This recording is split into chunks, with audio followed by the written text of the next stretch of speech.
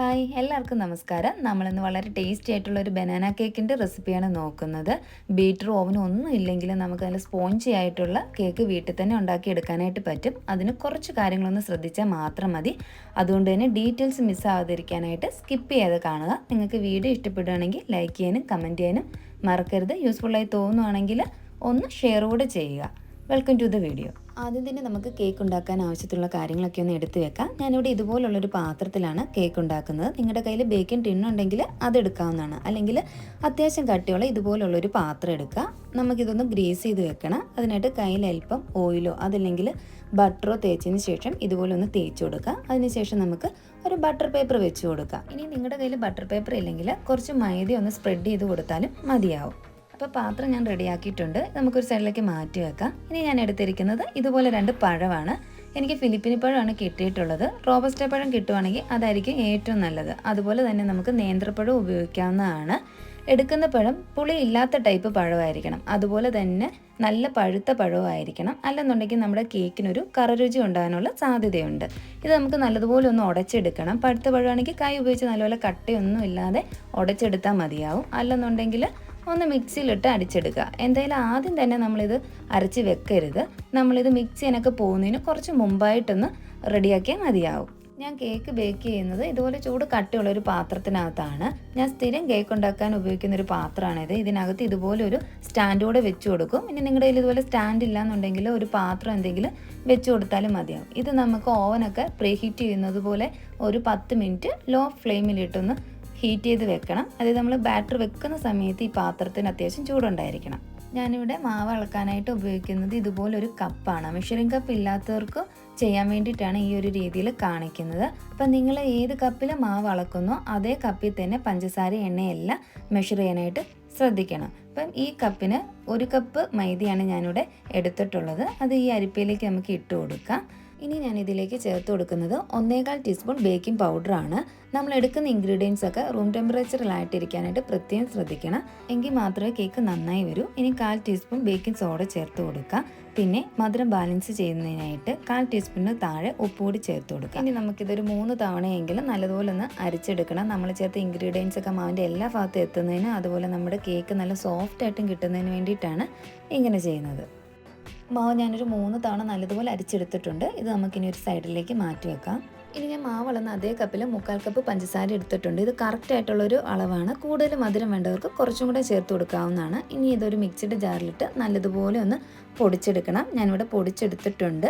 ഇനി നമുക്ക് വേണ്ടത് ഇതുപോലെ 2 മുട്ടയാണ്. ഞാൻ അത്യാവശ്യം മുഴുത്ത 2 മുട്ടയാണ് എടുത്തിട്ടുള്ളത്. ചെറിയ മുട്ട എടുക്കുന്നവർ 3 എണ്ണമെങ്കിലും എടുക്കുക.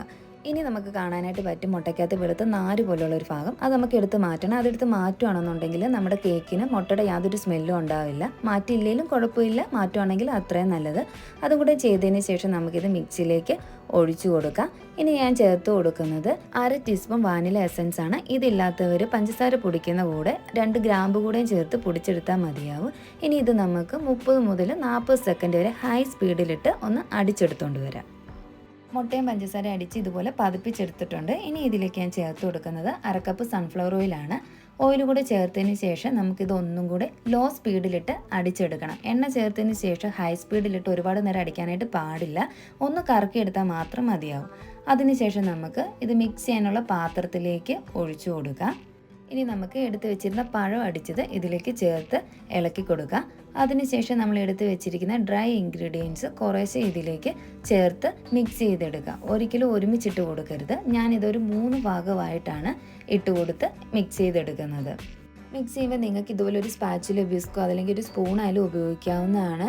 അതുപോലെ മിക്സ് ചെയ്യുമ്പോൾ നമ്മൾ ഇതിലിട്ട് ഓവറായിട്ട് മിക്സ് ചെയ്യരുത്. ഒരേ ഡയറക്ഷനിൽ ഈ ഒരു രീതി വേണം നമ്മളിത് മിക്സ് ചെയ്തെടുക്കാനായിട്ട്. മിക്സ് ചെയ്തെടുക്കുമ്പോൾ കട്ടകളൊന്നും ഇല്ലാതെ വേണം ചെയ്തെടുക്കാനായിട്ട്. അങ്ങനെ നമ്മുടെ ബാറ്റർ ഇവിടെ റെഡി ആയിട്ടുണ്ട്. ഇനി ഇത് നമുക്ക് നേരത്തെ ഗ്രീസ് ചെയ്ത് വെച്ചിരിക്കുന്ന പാത്രത്തിലേക്ക് ഒഴിച്ചു കൊടുക്കാം. ബാറ്റർ ഒഴിച്ചതിന് ശേഷം ഒരു സ്റ്റിക്കോ ഈർക്കിലോ ഉപയോഗിച്ച് ഇതുപോലെ ഒന്ന് ഇളക്കി കൊടുക്കുക. അതിനുശേഷം നല്ലതുപോലെ ഒന്ന് ടാപ്പ് ചെയ്തെടുക്കണം. എയർ ബബിൾസ് എന്തെങ്കിലും ഉണ്ടെങ്കിൽ പോകുന്നതിന് വേണ്ടിയിട്ടാണ് ഇങ്ങനെ ചെയ്യുന്നത്. ഈ സമയത്ത് നമുക്ക് ബേക്ക് ചെയ്യാനുള്ള പാത്രം പ്രീഹീറ്റ് ചെയ്യാനായിട്ട് വെച്ചിട്ടുണ്ടായിരുന്നു. ഇനി നമുക്ക് ഈ പാത്രം അതിലേക്ക് വെച്ച് കൊടുക്കാം.